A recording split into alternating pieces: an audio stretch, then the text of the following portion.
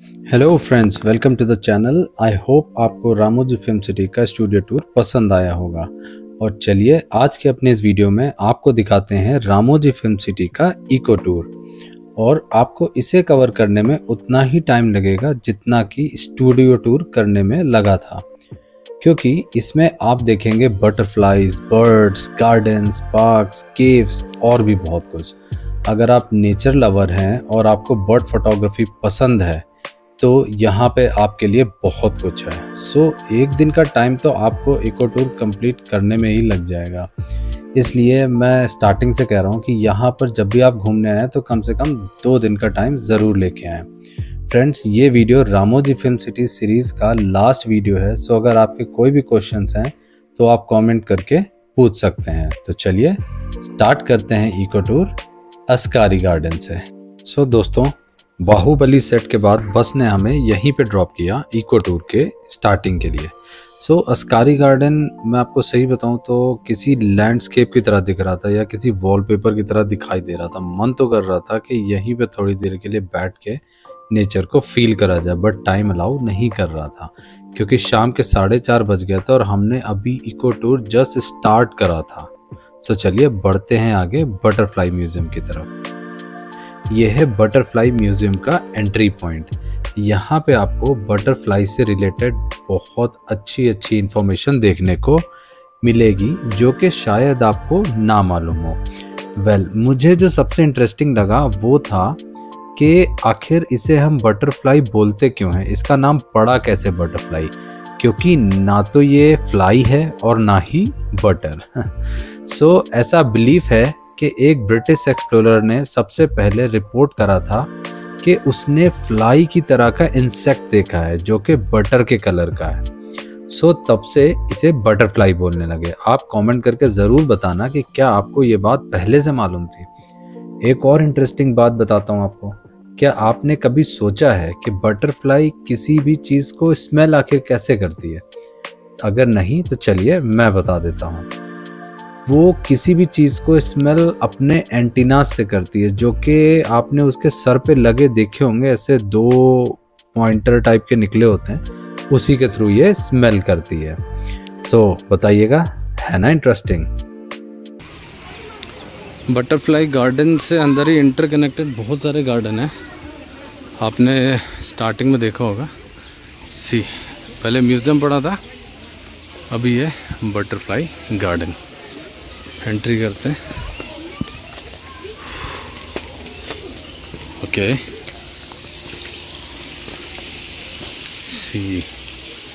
ये है butterfly garden. और मुझे कुछ फ्लाईज उड़ती हुई दिख रही हैं। वो देखिए, वो उड़ रही है, ये गई।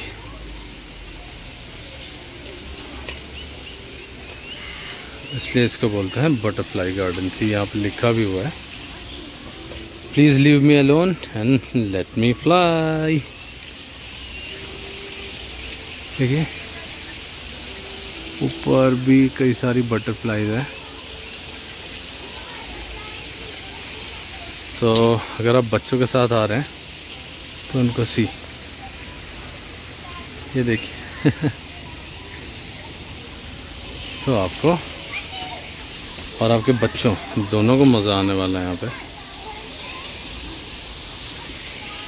बहुत बटरफ्लाईज हैं यहाँ पे।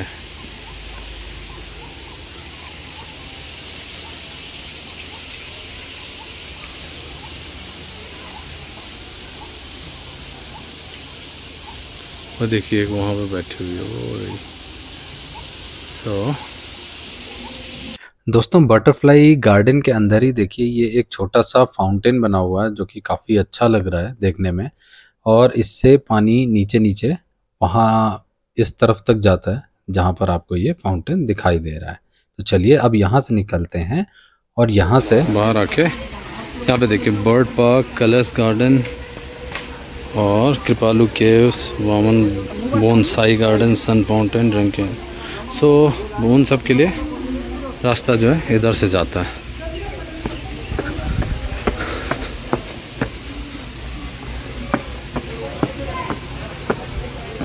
विंग्स वाओ, सी सब डायरेक्टली रोड से इधर से भी आ सकते हैं, या फिर ये बटरफ्लाई गार्डन्स के आगे से भी स्टेयर्स केस हैं, आप उसके थ्रू भी ऊपर। यहाँ विंग्स है, एक पार्क है, ये भी आप इसके अंदर भी जा सकते हैं। यहाँ से अंदर देखने के लिए चलते हैं, देखते हैं इसके अंदर क्या है। विंग्स, होपफुली बर्ड्स होंगी।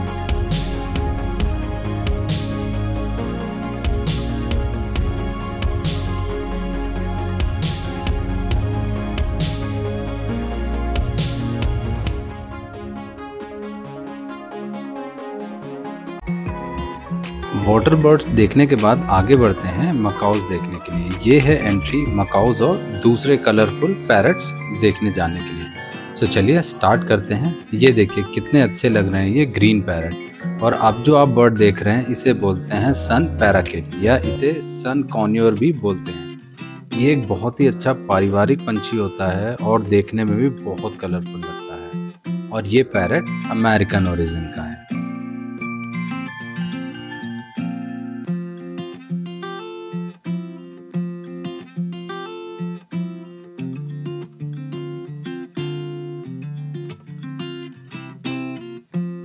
इस समय जो आप स्क्रीन पे देख रहे हैं इसे कहते हैं येलो क्वैकर। इसे मॉन्ग पैरट भी बोलते हैं और ये पंछी अर्जेंटीना में पाया जाता है।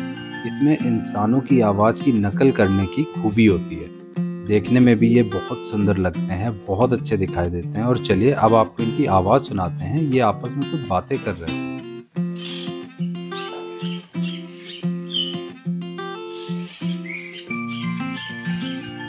अगली बर्ड है रेड बिल्ड टुकेन। इसे रेड बिल्ड की बड़ी सी लाल चोंच की वजह से बोला जाता है। ये साउथ अमेरिका में पाया जाता है और ये ज़्यादा उड़ नहीं पाते हैं।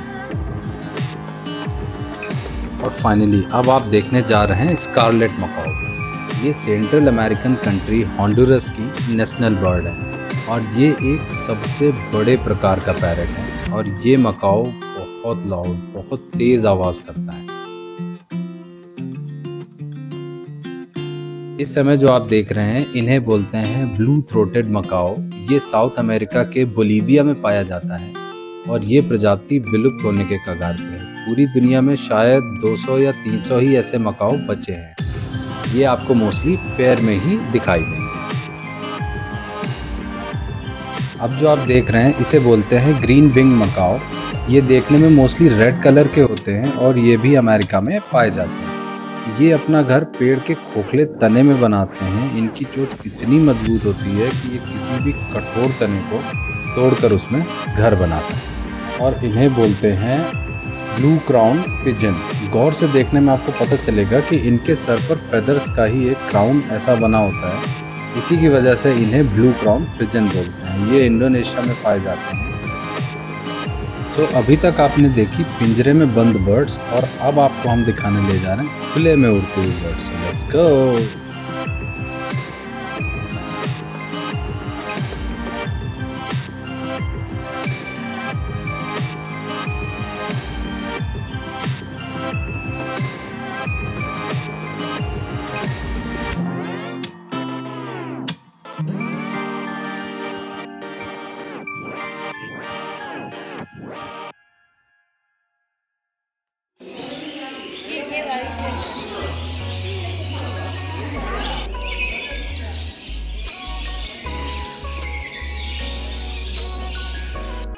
सो विंग से एग्जिट करते टाइम आपको देखने को मिलेगा ये ऑस्ट्रिच। देखिए कैसे भागते हुए आ रहा है। दुनिया की सबसे भारी बर्ड होने का खिताब जो इनके पास है। इसकी हाइट होती है अराउंड 2.2 से 2.8 मीटर्स तक। और इसके अलावा दुनिया की सबसे तेज उड़ने वाली नहीं, दौड़ने वाली बर्ड भी यही है।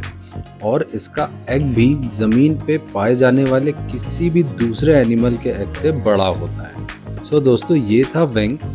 और अब इको टूर कंटिन्यू करते हुए हमने देखा ये बोर्ड, जिससे पता चला कि आगे है डिस्कवरी पॉन्ड, कलर गार्डन, कृपालू केव, बोनसाई गार्डन और सन फाउंटेन। तो चलिए सबसे पहले देखते हैं कलर्स गार्डन।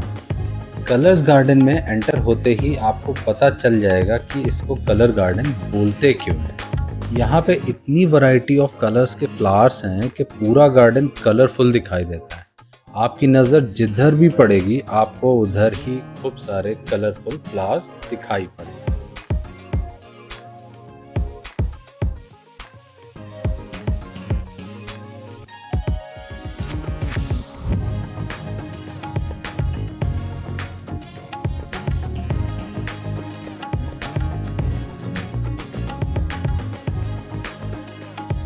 तो दोस्तों, कलर्स गार्डन से बाहर आते ही आपको दिखेगा ये बोर्ड, जिसमें कि सारी इन्फॉर्मेशन लिखी हुई है कि किस तरफ क्या क्या है।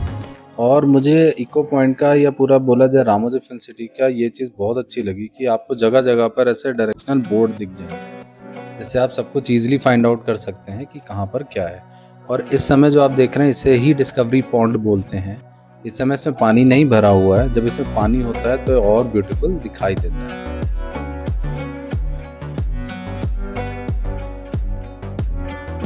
डिस्कवरी पॉइंट से ही नीचे की तरफ एक रास्ता जाता है जो कि आपको डायरेक्टली लेके जाता है कृपालू केव्स की तरफ। जब आप कृपालू केव्स के पास पहुंचेंगे तो वहां पर आपको ऐसा एक ये पत्थर लगा हुआ दिख जाएगा, इससे कंफर्म हो जाता है कि यहाँ पे ही कृपालू केव्स है। और ये है कृपालू केव्स का एंट्रेंस पॉइंट। बट अनफॉर्चुनेटली क्या था कि यहाँ पर जब मैं पहुँचा तो ये बंद हो चुका था, क्योंकि इसकी टाइमिंग शाम को 5:30 बजे तक ही रहती है और मैं पहुँचा था 6 बजे। बट फिर भी मैं आपको वहाँ का दिखा देता हूँ कि आसपास कैसा दिखाई देता है। यहाँ पर बाहर या पूरे चारों तरफ आपको बुद्धा जी का ही मूर्ति बोले या स्टैचू आपको लगा हुआ दिखेगा। और यहाँ पर देखिए ये बाहर ये बड़ा सा बुद्धा जी का स्टैचू है जो कि लेटा हुआ है। और यहाँ से जब आप आगे बढ़ेंगे तो आपको आगे वामन बोनसाई और फ्लैशबैक ट्री और सन फाउंटेन भी यहीं से होकर रास्ता जाता है। बट क्योंकि टाइम की कमी थी तो मैं आगे पूरा एक्सप्लोर नहीं कर पाया और मुझे यहीं से वापस निकलना पड़ा यूरेका के लिए। तो दोस्तों, कृपालू केव से मैंने बस बोर्ड करी और निकल पड़ा यूरेका के लिए। और यूरेका पहुंचने के बाद मैंने देखा कि यहाँ पर भी ऑलमोस्ट सब कुछ क्लोज हो चुका है, क्योंकि शाम के 6 बज चुके थे। सिर्फ कुछ राइड्स और स्विंग्स हैं जो कि चल रहे हैं, वो भी मैं आपको दिखाऊंगा। और यूरेका से ही जुड़ा हुआ एक जगह है जिसको बोलते हैं फंडुस्तान, जो कि बेसिकली बच्चों के लिए बनाया गया है। तो अगर आप बच्चों के साथ यहाँ पर आ रहे हैं तो यहाँ पर ज़रूर जाएं। चलिए आपको दिखाते हैं फंडुस्तान। सो फाइनली अभी सब कुछ क्लोज हो गया है, बस एक ये फंडुस्तान है जो कि अभी भी चल रहा है और आई थिंक 6:30 तक चलता है। सो यहाँ पे सारी फन एक्टिविटीज़ और राइड्स वगैरह रहती हैं। सो आप वो भी कर सकते हैं। और इधर से स्टार्ट करते हैं स्नैक्स एंड लैडर से और आपको पूरा टूर दिखाते हैं। तो दोस्तों, फंडुस्तान में एंट्री होती है इस बड़े से जिन के मुंह से। आपको इसके अंदर घुसना होगा और फिर आप एंटर करेंगे फंडुस्तान में। सो आपकी एंट्री से ही बहुत सारा फन स्टार्ट हो जाएगा और बच्चों के बहुत पसंद आने वाला है। जब आप अंदर एंटर करेंगे तो आपको बहुत सारा ग्रीन ग्रीन और बहुत कुछ ऐसा देखने को मिलने वाला है जो शायद आपने या बच्चों ने मूवीज़ में देखा होगा। जैसा कि ये डायनासोर आप देख रहे हैं, ये भी आपने मूवीज़ में ज़रूर देखा होगा। और यहाँ पर भी जब आप इसको लाइव देखेंगे तो आपको बहुत अच्छा लगेगा। इसके अलावा भी फंडुस्तान में बहुत कुछ है देखने के लिए, लेकिन इसकी भी टाइमिंग है शाम के 6 बजे तक। तो आपको टाइमिंग का खास ध्यान रखना है। अगर आप बच्चों के साथ आ रहे हैं तो ज़रूर ही टाइम का ध्यान रखिए, क्योंकि बच्चे एक जगह पे बहुत सारा टाइम स्पेंड कर देते हैं। सो अगर आपको ये पूरा कवर करना है तो आपको टाइम से यहाँ पर पहुँच जाना है। वैसे आपको बता दूं कि फंडुस्तान में देखने के लिए बहुत कुछ है, जैसे कि snake and ladder, video game, dome theatre, adventure land, बोरासोर। सो दोस्तों, टाइम की कमी की वजह से मैं आपको हर एक जगह नहीं लेके जा पा रहा हूँ। सो मैं आपको सिर्फ दिखाऊंगा स्नेक्स एंड लैडर्स। तो जहाँ पर आपके भाई साहब ऐसे खड़े हुए दिख जाएं, आप समझ जाइए कि वहीं से स्नेक्स एंड लैडर्स का स्टार्टिंग है।